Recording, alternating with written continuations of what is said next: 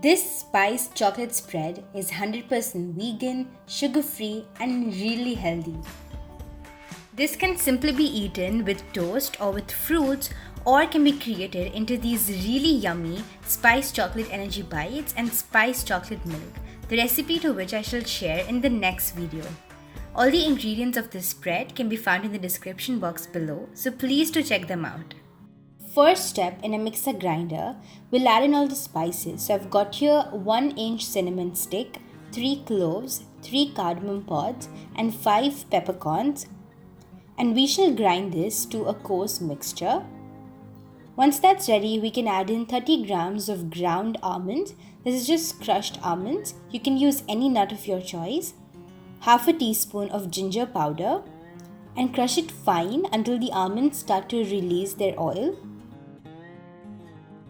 Next step, we can add in any liquid sweetener. I'm using 5 tablespoons of maple syrup, and we shall crush this to a smooth buttery paste, as you can see. This should be really smooth.